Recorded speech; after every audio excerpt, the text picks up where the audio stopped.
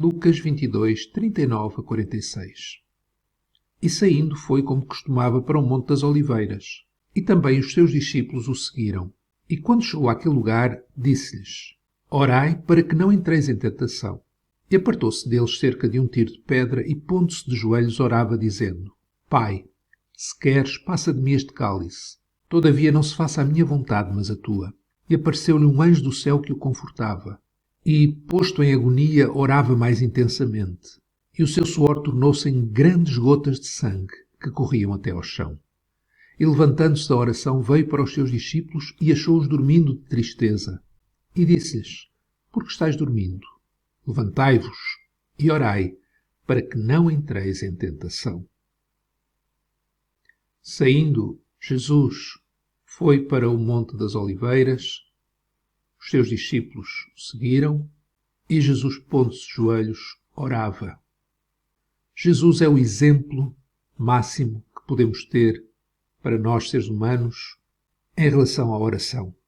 E neste texto nós lemos a descrição de Lucas sobre o momento mais difícil da vida de Jesus na Terra, antes de subir à cruz.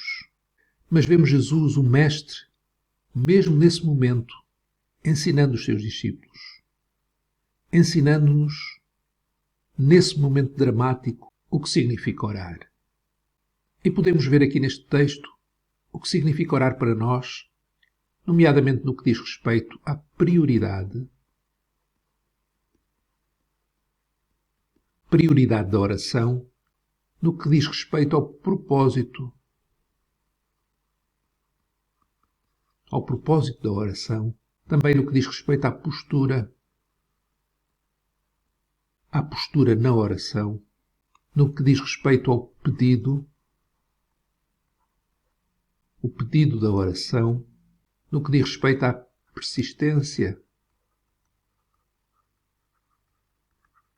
a persistência na oração, finalmente o problema na oração. No que diz respeito à prioridade, Jesus costumava ir orar para este Monte das Oliveiras. Diz o texto que foi como costumava.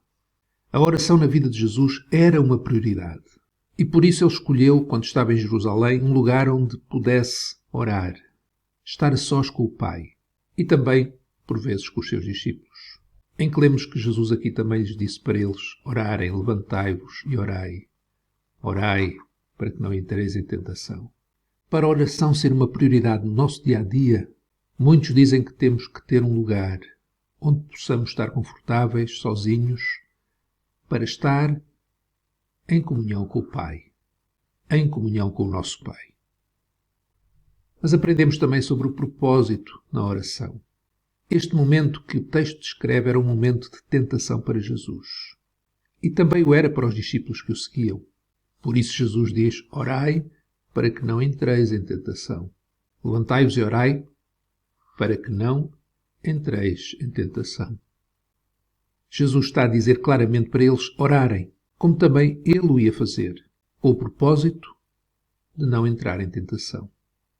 Assim como no mundo físico temos que nos alimentar bem para estarmos bem em termos das nossas defesas imunitárias, para que os vírus, as doenças que circulam no mundo possam ser facilmente vencidos por esse sistema imunitário, assim também a nível espiritual temos que ter o nosso sistema imunitário espiritual fortalecido, para que as tentações que estão sempre presentes à nossa volta neste mundo caído não possam nos levar a cair, a adoecer espiritualmente.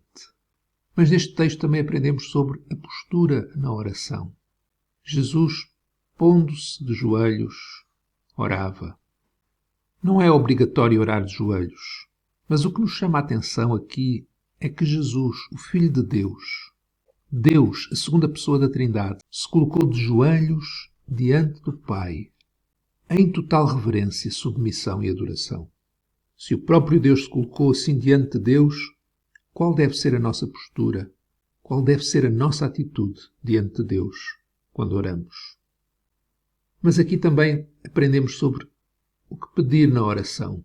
Podemos e devemos pedir ao Pai tudo o que está no nosso coração, mesmo aquilo que até podemos saber que Deus não vai atender. Mas como Jesus, não há mal nenhum, antes pelo contrário, devemos levar a Deus tudo em oração. Jesus pedia: Pai, se queres, passa de mim este cálice. Jesus sabia que tinha de ir à cruz, mas mesmo assim ele pediu: se queres, passa de mim este cálice. Mas Jesus acrescentou: todavia, não se faça a minha vontade, mas a tua. Devemos levar tudo a Deus em oração. No entanto, como Jesus, devemos dizer de todo o coração que a vontade do Pai é soberana e queremos que a sua vontade seja feita.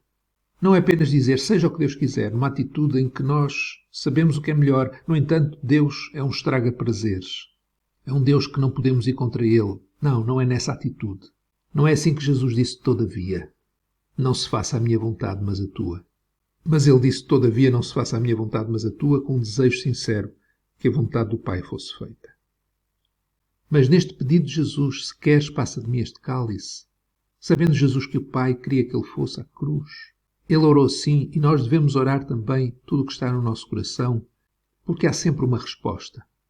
E aqui a resposta foi que lhe apareceu um anjo do céu que o confortava. Deus sempre responde a toda e qualquer oração dos que são seus, mesmo que a resposta seja contrária às nossas expectativas.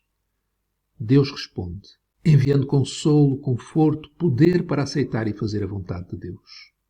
Mas também aprendemos aqui sobre a persistência na oração. Diz o texto que Jesus, posto em agonia, orava mais intensamente. Apesar da situação muito difícil, situação terminal na sua vida, completamente sobrecarregada que Jesus estava a passar, esta situação que Jesus estava a passar, completamente sobrecarregada, isso não o impediu de persistir na oração. Jesus orou com certeza até ter a convicção, o poder, a capacitação do Pai para aquilo que ia fazer. Por isso ele orava cada vez mais intensamente. Até que sabemos que chegou um momento em que Jesus disse vamos, porque ele já tinha recebido a convicção, o poder, a capacitação do Pai para aquilo que ia fazer. É por isso que Jesus, em Lucas 18, 1 a 8, ensina aos seus discípulos a orar sempre, sem nunca desfalecer. Mas qual é o problema da oração? O problema da oração para os discípulos é que Jesus, quando veio para os discípulos, achou-os dormindo de tristeza. A tristeza tinha entrado no coração dos discípulos e, como tal, eles não conseguiam orar. Nem sequer uma hora, como lemos em Mateus 26:40. E voltando para os seus discípulos, achou-os adormecidos e disse a Pedro: então, nem uma hora pudeste velar comigo? A palavra de Deus está cheia de ordens do Senhor para que nos alegremos nele. E se Deus manda, ele também dará a capacitação para isso, àquele que nasceu de novo. Talvez por onde devamos começar a orar é focar-nos naquele que é a nossa verdadeira alegria. Por mais difícil que sejam as circunstâncias em que nos encontramos, nunca serão iguais àquelas que Jesus estava a passar. Deus quer alegrar-nos com Ele mesmo. Para tal, como diz o Salmo 100, versículo 4, devíamos entrar pelas portas dele com louvor e nos seus átrios com hinos, louvando, bendizendo o seu nome. E se não conseguimos fazer isso, devíamos começar meditando nele, através da sua palavra, pois ela é poderosa para nos abrir os olhos para a verdadeira realidade. E a verdadeira realidade não são as circunstâncias. E quando vemos a realidade como ela é, não temos como não louvar a Deus, orar a Ele. Todos passamos por problemas que os discípulos passaram no que diz respeito à oração. É muitas vezes a tristeza que nos cerca. Mas é nesses momentos como aquele que Jesus estava a passar, sem qualquer comparação para nós, é nesses momentos de tristeza, de morte, que devemos ter como prioridade a oração.